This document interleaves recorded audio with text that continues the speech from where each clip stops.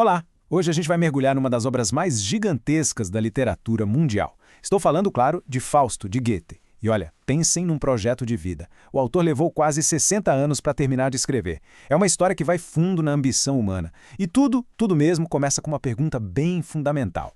Pois é. O que afinal faz uma vida realmente valer a pena? É essa pergunta que está no coração de toda a obra. Essa busca, quase uma obsessão por uma resposta, que vai levar o nosso protagonista, o Dr. Fausto, do fundo do poço até quase a redenção. O mais curioso é que a jornada do Fausto não começa aqui na Terra, com ele, não. Ela começa lá em cima, no céu, com uma aposta a uma disputa cósmica entre Deus e o diabo. E o que está em jogo? Nada menos que a alma de um homem que no fundo representa a humanidade inteira. Então a cena é a seguinte. Mefistófeles, o demônio, chega para Deus e basicamente diz: "Eu aposto que consigo corromper qualquer um." E para provar, ele escolhe um alvo. Dr. Fausto, supostamente o homem mais sábio e íntegro que existe. Deus, confiante na essência da sua criação, aceita o desafio. O jogo começou. E aqui a gente tem o centro de toda a discussão filosófica da peça. De um lado, a visão de Deus. O ser humano erra sim, mas enquanto ele se esforçar, enquanto ele buscar, ele está no caminho certo. Do outro lado, a visão cínica de Mefistófeles. O ser humano é fraco, é só dar um pouco de prazer e tentação que ele se perde.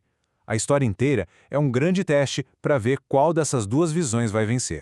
Mas, afinal, quem é esse Fausto? Que homem é esse que carrega um peso tão grande nas costas? Vamos sair do céu e descer para a terra para encontrar um estudioso que está literalmente à beira de um abismo. Fausto está no fundo do poço. Pensa numa pessoa que estudou tudo: filosofia, medicina, direito, teologia. Mas todo esse conhecimento só serviu para deixar ele com um sentimento de vazio gigantesco. Os livros não deram a ele o que ele queria: a experiência real, sentir a vida pulsar. E é nesse estado de desespero total que Mefistófeles bate à sua porta. E então o pacto é selado. Mas aqui, atenção, porque esse é o detalhe mais importante. Mefistófeles não ganha a alma do Fausto só dando prazer para ele. Não. Ele só vence se conseguir criar um momento de felicidade tão perfeito, mas tão perfeito, que o próprio Fausto queira parar o tempo para sempre. A aposta não é sobre prazer, é sobre contentamento absoluto. E aí, rejuvenescido por uma poção, Fausto mergulha no mundo. Com a ajuda de Mefistófeles, ele seduz a jovem e inocente Margariba. Só que essa busca desenfreada por prazer vira uma bola de neve de tragédia. A mãe de Margarida morre, o irmão dela é morto, o filho que ela tem com o Fausto também tem um fim trágico. A busca egoísta de um único homem simplesmente destrói uma família inteira.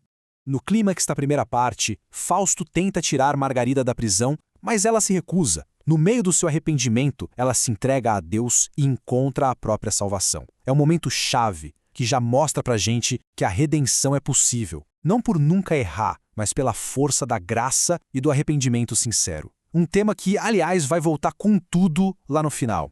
Agora, a segunda parte da peça dá uma virada de 180 graus. A gente deixa o drama pessoal para trás e embarca com Fausto numa viagem totalmente simbólica, alegórica, pela história, pela política, pela arte, explorando assim os grandes palcos do mundo.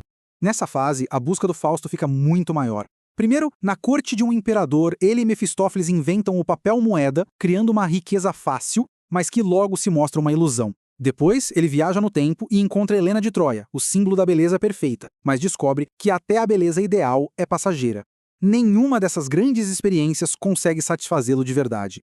E é aí que acontece a grande virada. Depois de tentar de tudo, de esgotar todas as formas de busca egoísta, Fausto, agora um homem velho e cansado, finalmente para de olhar para o próprio umbigo. Ele encontra um novo tipo de ambição: criar algo que dure. Não para si mesmo, mas para o bem de todos, para a humanidade. E assim, a gente chega ao fim da linha. Depois de uma vida inteira de ambição, de erros, de busca sem fim, a tal aposta cósmica precisa ser resolvida. Qual vai ser o veredito final para a alma do Fausto? Olha que incrível. No seu último momento de vida, já cego, ele não vê a felicidade do povo dele na terra que ele criou.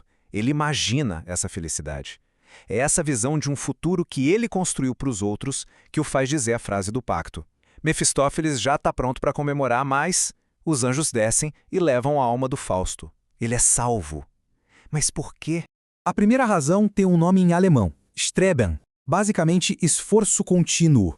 Lembra da aposta lá no começo? Deus confiava naquele que se esforça sinceramente. Fausto nunca parou. Ele errou, e errou feio, mas ele nunca se acomodou, nunca estagnou. Para Goethe, é essa busca incansável que nos torna humanos e, no fim, dignos de salvação.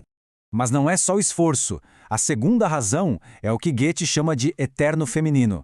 É a ideia de que o esforço humano sozinho não basta. É preciso também a graça divina, o amor que redime. Tudo isso simbolizado pela Margarida, que lá do céu intercede por ele. É a combinação do esforço humano com a compaixão divina que fecha o ciclo. E no fim, a jornada de Fausto deixa essa reflexão no ar. A obra de Goethe parece nos dizer que a perfeição não está no destino, mas sim no ato de caminhar. Talvez o sentido da vida não seja encontrar uma resposta final, mas sim viver a busca com toda a nossa intensidade.